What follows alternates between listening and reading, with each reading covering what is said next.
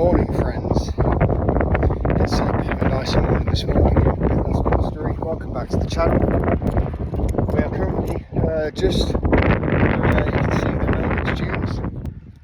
So we're about just under halfway along the north coast. Today I'm going to be doubling back on myself a little bit to go inland, to go to a very special place. So yeah, I've got the bike loaded up. Let's get out and go. Off we go. So we just turned onto the A897 going inland. Still a bit windy, but it's not as bad as it has been. So we're on here for about 15 miles.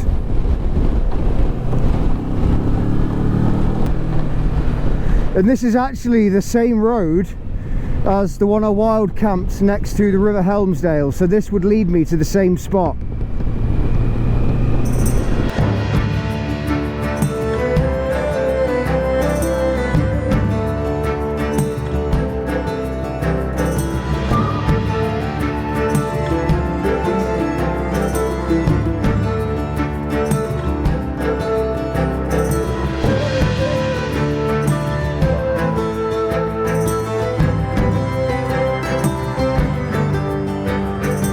Little sheep, little lamb.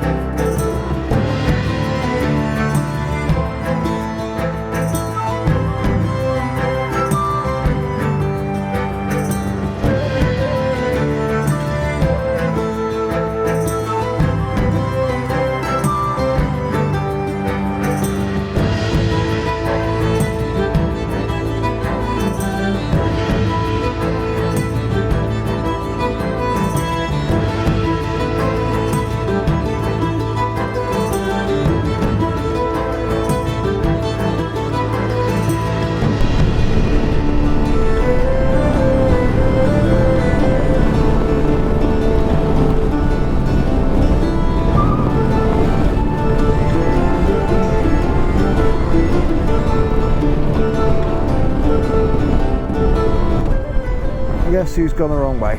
I say wrong way, I've gone past it. Hi there, I'm trying to get to that visitor centre. Do you know if I can get there on the bike or? The Forsinard Visitor Centre? Yeah. The train station. Okay, thank you. So, turns out this is the visitor centre. So we are at a place called Forsinard Flows. It's really, really interesting. So it's the largest blanket peat bog ecosystem in the world. It's a UNESCO heritage site, which was recently recognised by the Crown. This is a globally significant place for its ecosystem services because blanket bogs and peat bogs in general are incredible at carbon sequestration. So what that means is, because nothing can rot in the ground, because it's anaerobic, so nothing rots, it means there is no gas exchange into carbon or methane to be released. It is all kept within the substrate. Anyway, let's go in and learn a little bit more.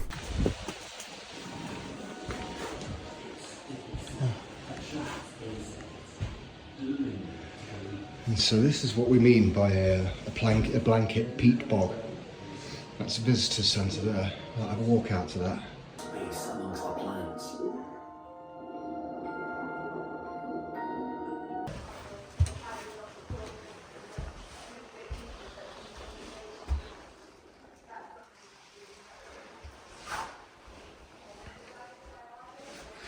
Oh, sorry, I said the world earlier. It's the largest continuate blanket bog in Europe.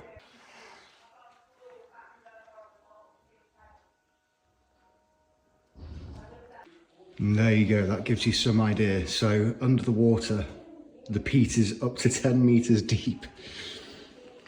It's an insane amount of carbon to be storing. Oh, there's a nice little soil core. You can see how dark that is because it's not been broken down. Because everything stays the same. It is a fantastic guide to measure recent activities on the Earth. Of course, I'm sure we all know about finding radioactive isotopes in the layer of rock that's 66 million years old that we know about the asteroids that destroyed the dinosaurs. Similar with this. So this is a bit more of a recent record.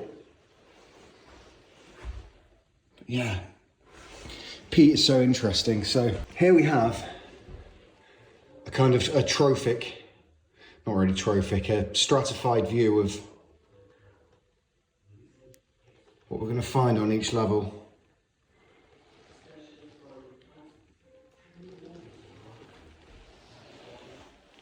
And there we go, 400 million tons of carbon.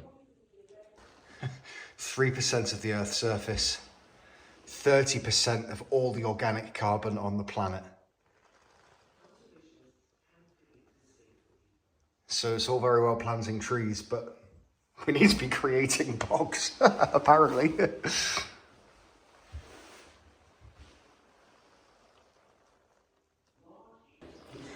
So we've had a bit of a look around the visitor centre. I think now we'll be eager to get over there and see it with our own eyes. So Scotland has 4,000 square kilometres of peat bog. That's a lot of peat bog, you guys. I have a feeling it's a little bit drier here than it usually is. You're probably aware, if you're from the UK, we've had an unusually dry year this year. In fact, that there's the first little bit of moisture I've actually seen.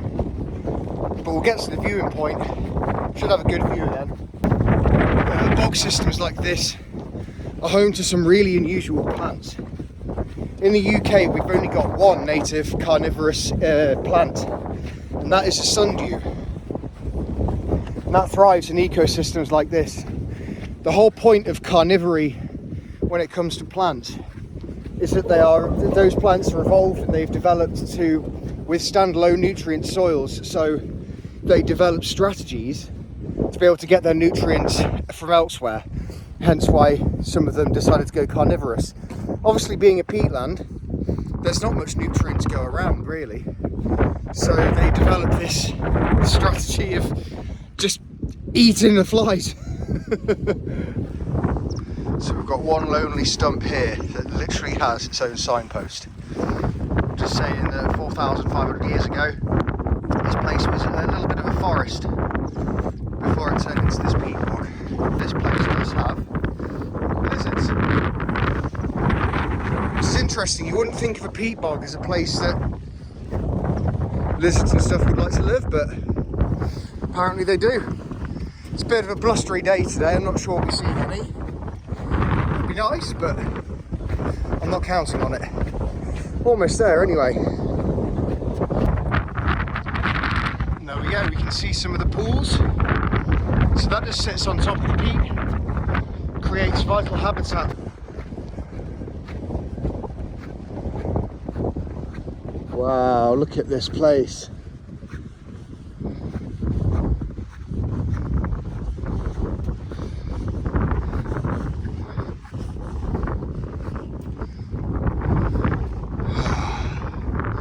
That's cool. Let's go up and have a look. We've talked about it quite a bit. Let's go and actually see it properly.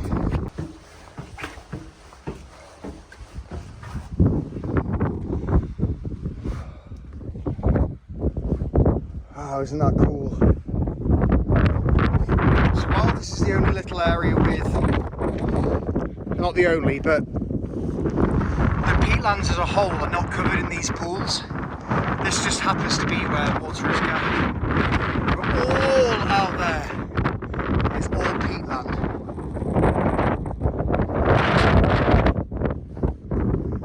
Wow, isn't it cool? Wicked.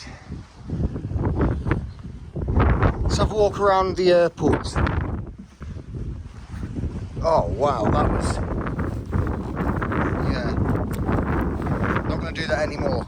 That's very springy. You can almost feel all the webbing of moss underneath it.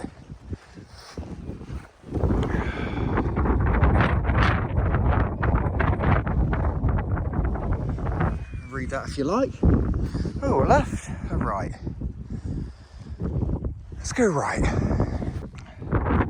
So that's how it builds, or one of the ways it builds. I just said a minute ago that it felt springy because it was just stacked up moss. Turns out that's exactly what it is. Wow, those plants just surviving in there. They're not sundew, I don't think. But yeah, they're hanging on. So these plants are called bog beans. It's a really silly name, but that's what they are, I guess. Never seen them before. I always love finding new stuff, new and interesting stuff. It's the way this stuff's just kind of snaking out of the water. It's really, really intriguing little plant. I have to wonder how it's surviving. It's got bean in the name, but I doubt it's actually a legume, so I doubt there's any nitrogen fixing going on. I could be completely wrong, need to do a little bit more research on it. It seems we're a little early in the year to see any bog asphodel, which are these lovely bright yellow flowers. And it means bone breaking, or the Latin name, or it used to be called something to do with bone breaking, because a lot of animals will get their calcium from the plants they eat. And bog asphodel is quite low in calcium, so any cattle that are seen grazing on it basically have brittle bones. Now it's a shame because there is, I don't want to say conflict, but there's a little bit of tension between those who traditionally live here and work with the land and those who want to protect the peatlands. Because historically up here and on places like Orkney and the Shetlands, peat is dug up to burn, to heat homes, cook food, survive basically. And of course burning all that peat releases all of that CO2. It's a really, really horrible source for it. But there is an argument to be made that this is a traditional lifestyle and a traditional way of living, and to do it any other way would be cost prohibitive and would mean the end of that lifestyle for the people that live it. Now I don't want that. I have so much respect for people who still live in their traditional ways. Yeah, it's just a little bit of tension around that subject, which is why I haven't touched on it too much. But yeah, peatlands are also used by by local people to essentially survive. Yeah, fascinating place. So it turns out we were seeing sundew. It looked like a moss to me, to be honest. I've never seen a sundew before, and I was under the impression that the flower heads were about yay big. Apparently they're really, really tiny, and they grow in a bit of a blanket. So yeah, I did see some, just didn't recognise it. Is what it is. What's my next stop? Go back the way I've just come, and then along the west coast, and then we should end up in around Durness today, which should be cool. I've got a few places scoped out to camp. Once we get there, from there on, camping should not be an issue. Oh, God, I keep saying that, and it always is, but yeah, I guess we'll find out together. Wow, wasn't that a cool place? I do think peat bogs are really underappreciated. They really are. They look like such dead places, but they are quite alive. So it's another fairly short day today, including the 30 miles here and back. It's an 80-90 mile day, something like that. Again, it's not a huge one, more than yesterday and the day before. On the NC 500, I've just passed where I slept last night, and I've got no waypoints today. Basically, Forsinard Flows was the one thing I had planned. The rest of it was just look for somewhere to camp up near Durness. So the weather report, the wind is still a bastard.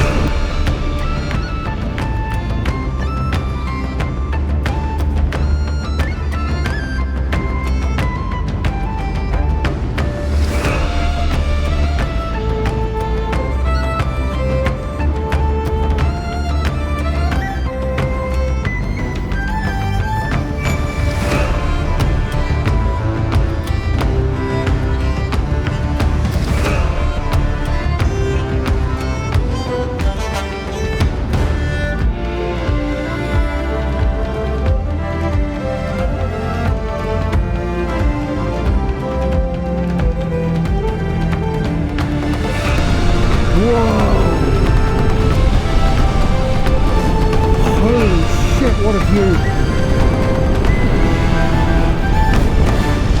We should be coming up to a bridge in Tongue, I believe, or Tonge. I don't know. It's spelt like the organ Tongue, but who knows?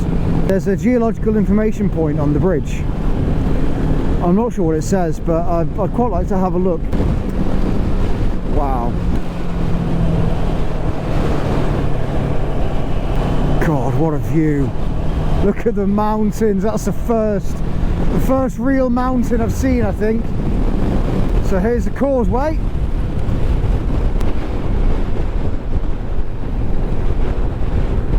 Cool, right, so this is a network of geopods, which is cool. So we're currently just about here, and there's all sorts of stuff. We'll be hitting Smoo Cave. I'd love to go to Cape Wrath, but it's inaccessible. So we've got all this now to look forward to, all of this. Oh, I can't wait, bro. I don't think there's much information on here about the geology. That's fine, maybe. Nope. Oh. Yes, geology, here we go. So for those who don't know, Scotland and England, the divide is a real thing. So they come from two different plates. Scotland was once joined to Nova Scotia in Canada. In fact, a lot of the rocks are the same. Shetlands and the Northern Highlands were all once part of Laurentia. And you can see that was Greenland there as well. Bits of Canada, a little bit of Ireland, in fact some of Ireland, and some of Scotland. I'm not sure if you can really make that out. So yeah, when the plates started to drift, England and Scotland just smashed together. This is why there's a big old gash going through Scotland where Loch Ness is, because that's essentially where they joined. And here we have a lot of the rock that I was on about. So it looks like it's mostly... Okay, we've got some granite intrusions just here. Durness limestone, although it's a little bit up here in Durness, but a bit down here as well. So here we go, 4.6 million years. We love a good schist. Lovely schists. Some really, really interesting geology around here, and I'm not surprised it is a geopark either. Where I'm from back home, we're a geopark, and it's fantastic having such history on the doorstep. It's well worth a stop, that, actually. Well worth a stop. I just spoke to that guy back there. He's from the Shetland Islands. Can you imagine living on Shetland? Oh, can you imagine getting caught in this rain? I should probably get a fucking wriggle on.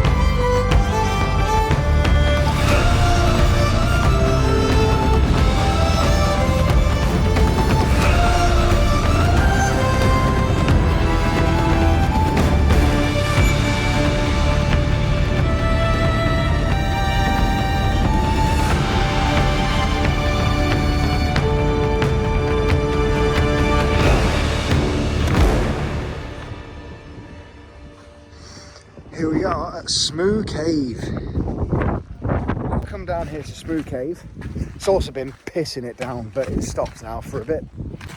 Today has been incredible for the scenery.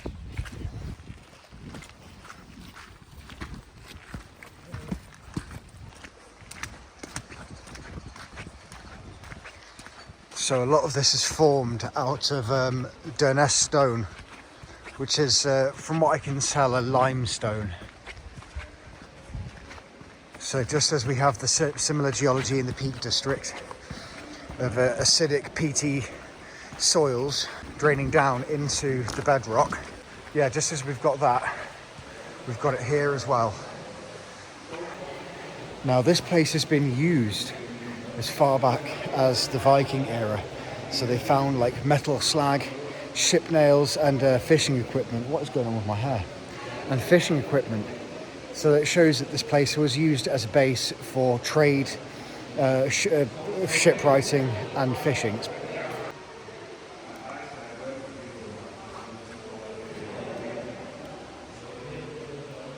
So I just said Durness stone was a sandstone. It's not. So it's a kind of dolomite. Further into the cave is all the sandstone, but around here, the cave mouth is there's the dolomite, and the inside is the sandstone.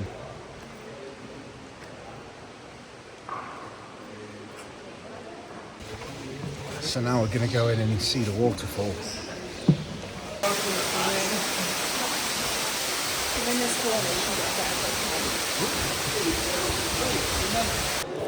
That was really dope.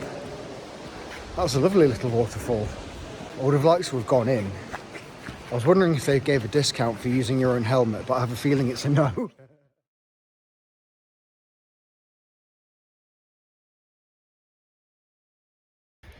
Well guys, it freaking happened again. So, a couple of the spots that I scoped out, they looked really good, but they also looked very popular. And it looks like it's going to be a lot more crowded than just staying in a campsite. And considering the whole appeal of wild camping to me is the sense of loneliness you get, or the sense of being alone that you get, I'm probably going to have that here. I mean, they've put me in the bikers section and I'm the only biker here, so it means I've got some peace and quiet. In summary, I've made the right decision. It is starting to rain, which is kind of shit, but we're in Scotland. It's supposed to be brightening up later, but as I was saying before, I've got miles of beaches to walk here, and this is alone enough for me for right now. Blessed spa. I'm gonna get some burgers. I don't usually eat beef for reasons, but I do like to treat myself to a burger now and again. You know, I had visions of frying up some food and eating a burger by the beach, and I'm by the beach, so I'm gonna do that.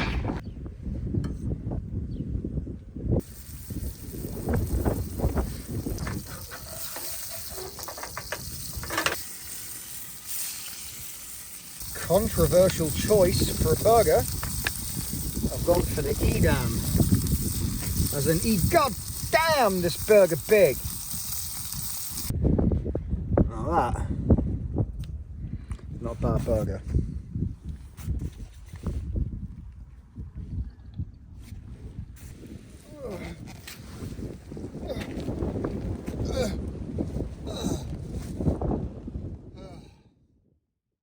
So it's a bit later on in the day now. I've had my walk on the beach, I've had my burgers. So I'll be staying here for one more night. The original plan was just to stay another day wild camping in the area, so I'm not going to deviate from the itinerary. I've just, you know, paid for another night. It's no problem. I mean, also, I've made a friend. His name's Tony. He's really nice. We've adjusted his chain together for him. Yeah, so the plan for now is wait for my washing to finish drying, and then I'm actually going to go and try some fishing on the beach. I haven't really done much lately. It was something I did growing up with my dad, and I don't know, I just feel like it's something that now I'm in my 30s I could probably start to enjoy a bit more.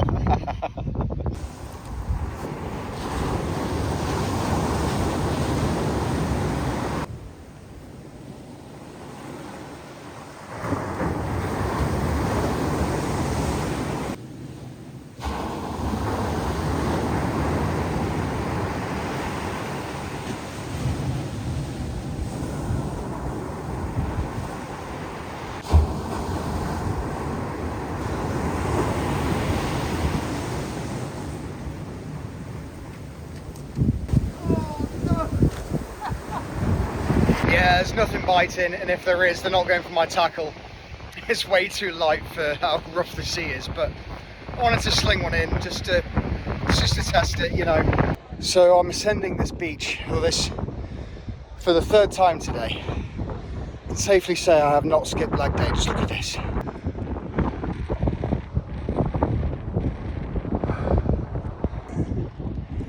So I'm going to actually go up to the observation point because I haven't been there yet, and it looks like it's going to be a fantastic view.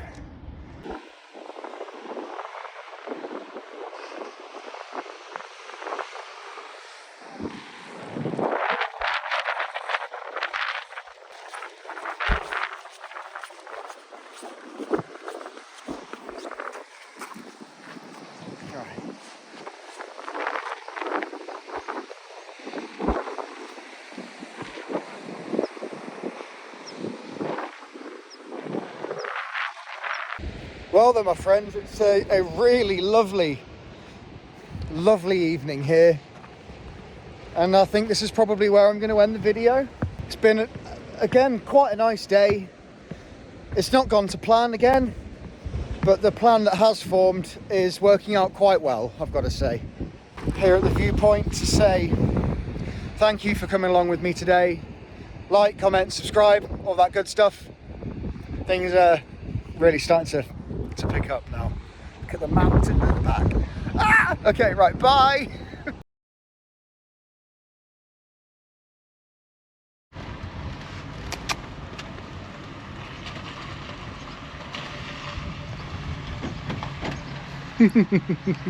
You're not too sure, are you?